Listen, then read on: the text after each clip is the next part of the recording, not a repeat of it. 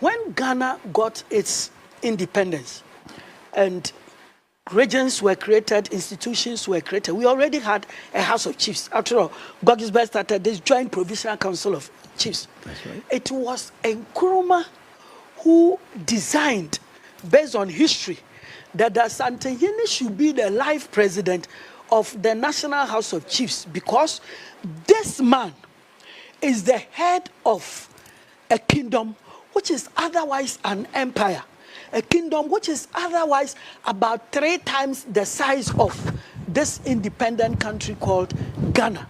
So under normal circumstances, but for the position of Ashanti, being in the middle of the country, and then unfortunately for it, Ashanti being in the middle of some Akan states down, some Akan states up, some Akan states left, right.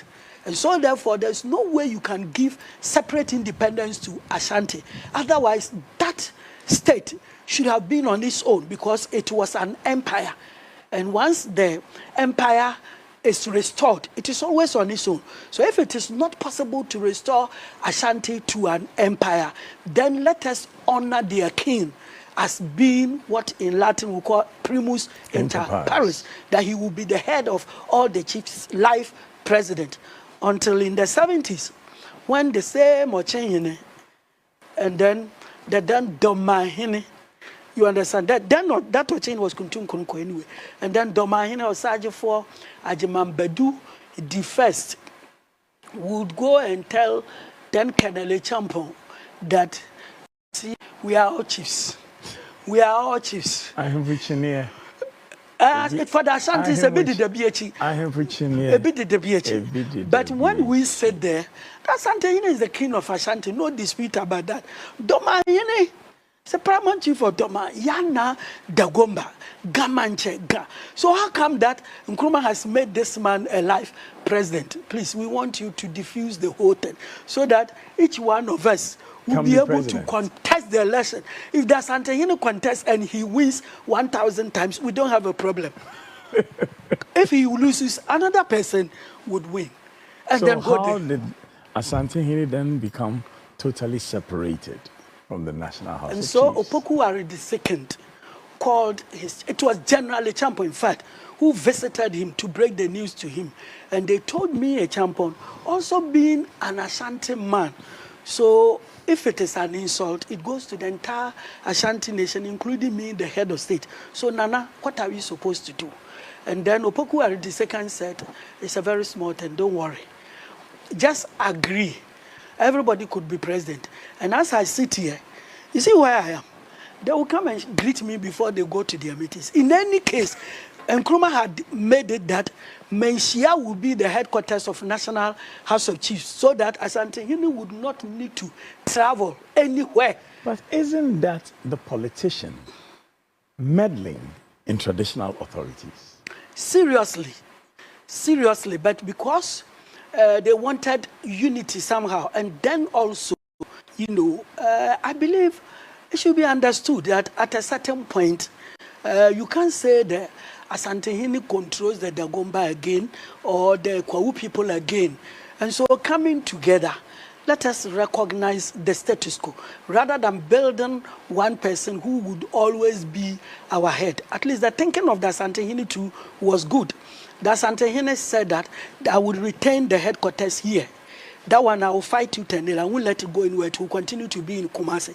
And once I'm the king of the Ashanti people, you always come and shake hands with me, and I will tell you what to do and where to sit.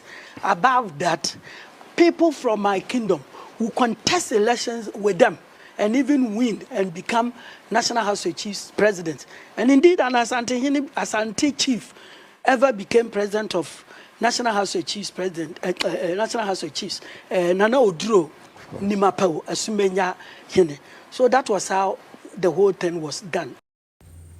Hi, you're welcome to my channel. So for academic sake, I wish that a lawyer would have stated the sources of this information that he's giving out there, instead of just saying it just to the public without giving us any sources for these informations. However, I think that there is some sort of credibility in what he is trying to put across.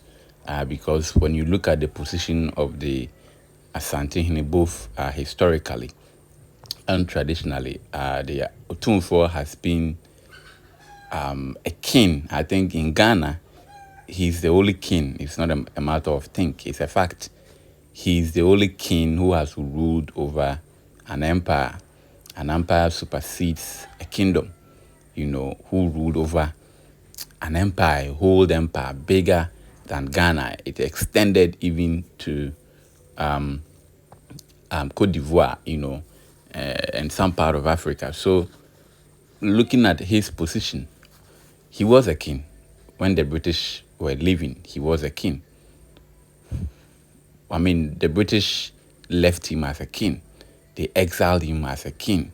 And so if the country is about to gain independence, I think that that particular chief or person, Otumfuo, was not, his role was not the same as a paramount chief or a normal chief. And this is what some people argue in and say that, oh, Asantehene is just a paramount chief. No, historically, he is not a paramount chief. I accept the fact that today you might say that the role of the king has diminished in the sense that because we are now a republic and we have a constitution, and so it's difficult to say he's still a king. But I believe that now all that we do is to accord him that respect that he was once a king. It was due to colonization that made him to lose that status. And so if we are an independent country and Nkrumah now wants him Nkrumah now wants him to you can't include him in the House of Chiefs because he's not a chief. You understand? He has a lot of paramount chiefs under him. So he's not a chief. So he can't be part of the House of Chiefs.